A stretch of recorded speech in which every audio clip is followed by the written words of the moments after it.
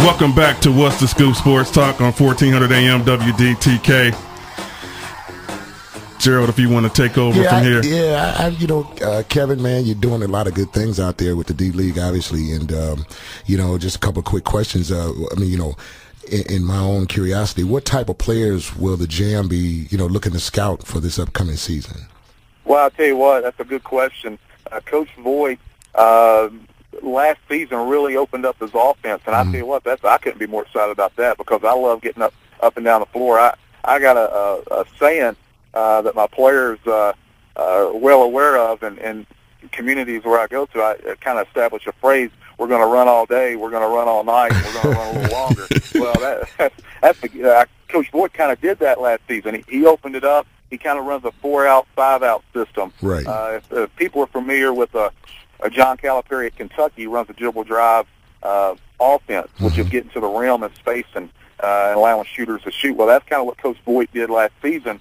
And so he's going to look for big 4s and 5s that can shoot the three, right. 1s and 2s that can get to the rim, and he wants those guys that can stand right on that wing when those guys drive. If the defense collapses, they can kick it and knock down that 3 ball. So that's kind of what he's looking at, and that's what we'll be kind of looking at this season: slashers, shooters, and bigs that can knock down that 3. Great. That's great. Hey, and during your coaching career, you've coached some high-level players in the past. Can you name some of the game changers that you've coached over the years? Well, I tell you what, I've been blessed to have so many outstanding guys, and I've always tried to go out and get the right kind of guys on and off the floor, and I've just been blessed. Going back to my Kentucky Colonels days, I'll tell you what, going back to my Louisville Eagles days, I had a guy by the name of Jason Osborne. We call him the Wizard. He's still playing overseas. Wow. Was a big-time player. He was a McDonald's All-American. We were fortunate to get him. He came home from overseas, and he was based out of Louisville. Had a kid by the name of my kid. He's older than I am.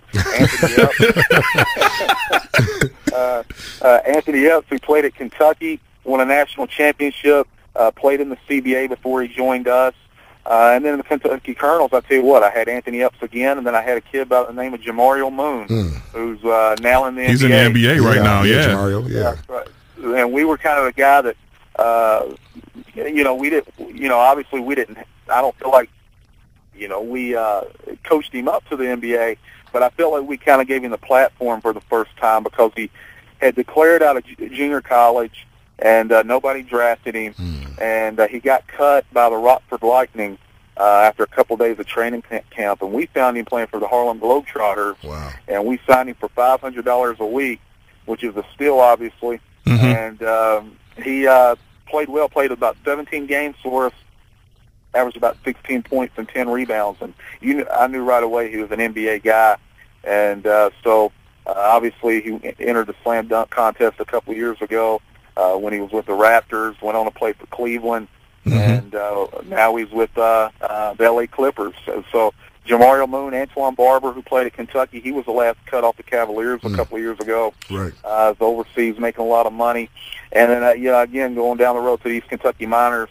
Had a young man by the name of Josh Pace who played at Syracuse. We know Josh very well. I know you guys do. He was an unbelievable pleasure to coach, and I've had him for 2 years. Right. The thing about Josh, and I've said this, is he really reminds me of an 80s basketball player. The way he plays, he's like a Magic Johnson or Larry Bird. He does so many different things on the floor, and a lot of things that don't show up on the scoreboard to make you better. He's just a flat-out winner, and wherever he's been, he wins, and you can't take that away from him. Right. Whether it's been with the Miners, whether it's been in New Zealand, whether it's been in Estonia, wherever he's, Southeast Texas, he has cut down nets or he has made his team better. Right. And Josh was absolutely a pleasure. He's a winner. He's a warrior, and one of just the best young men that I've ever been around. Josh, and he just makes everybody else better. Gerald, Josh is one of those game changers I've talked to you about. Yeah. He just needs to get over that threshold and get to the next level, and he's off and running. Right. Yeah, I agree with you. He's a guy that, no question, and a couple of years ago, people may or may not know this, basketball fans, obviously, if you don't follow it very closely, Josh, hey, if I didn't lure him from to play at Southeast Texas, he would have been in the NBA.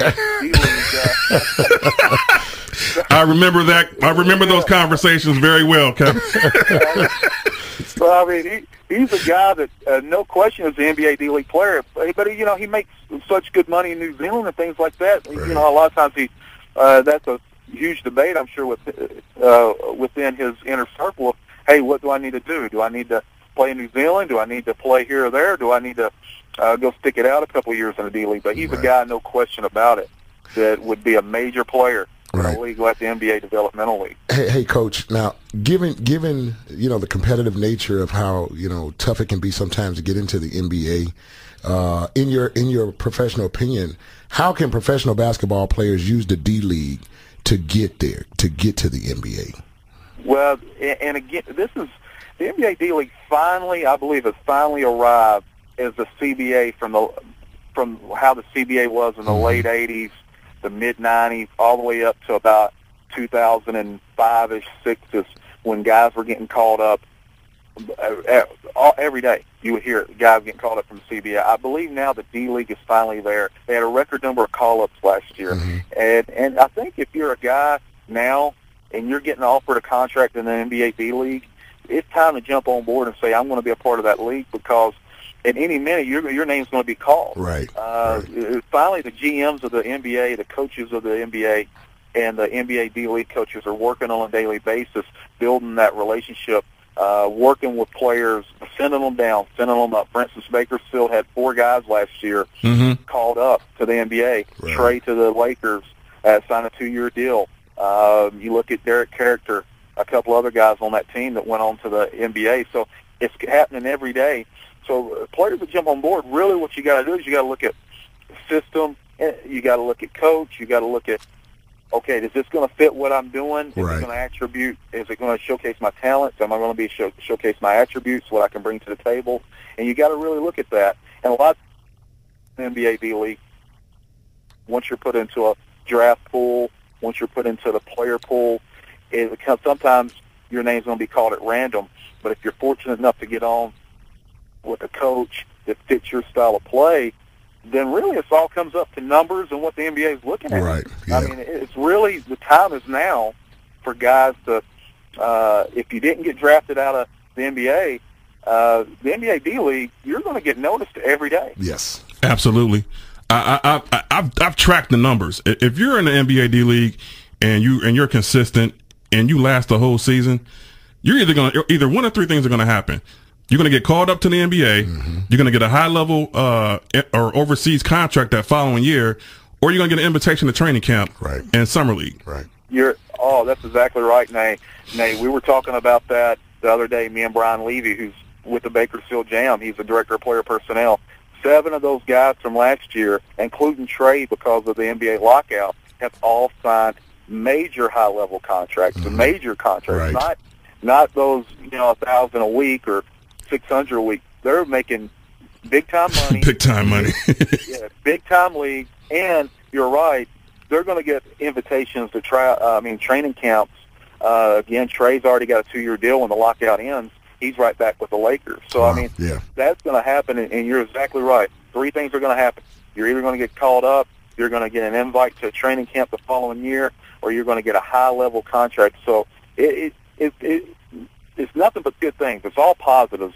Right. You're in the NBA D-League, and you're, even if you're on the roster, heck, now overseas teams are saying, if you play in the D-League, we need to take a look at it. That's absolutely. Right. Yeah. Now, you got 30 seconds to answer this question, Coach. Okay. We're going to paint the scenario. You're an NBA head coach, and it's the finals. Your team is up against another opponent in the playoffs. Who's your starting 5? Who's stepping on the floor for you? Oh, wow. I'll tell you what, 30 seconds. The buzzer has run. Oh, my goodness. Let me give you 2 guys I'm going to put on my team right away to fit my style. I'm going to give you Rajon Rondo, because he can rebound and he can also get that ball up the floor. Rondo. And the guy that can rebound like no other is Dwight Howard, so he can start that break. So I'm going to start with those 2 guys. Rondo and Superman. So I'm going to start with the 1 and the 5. And I believe if I got Rondo and Howard running my break and starting my break, I'm going to be pretty successful in the NBA. There it is. All right. There it is. Well, hey, man, thanks for being on the show today. We appreciate you coming on. I will see you out there in the streets doing business, hopefully sometime in the near future.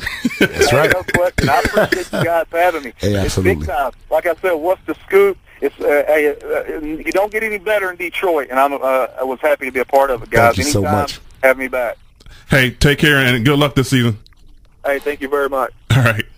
All right, bye. Bye. Coach Kevin Keathley, Yes.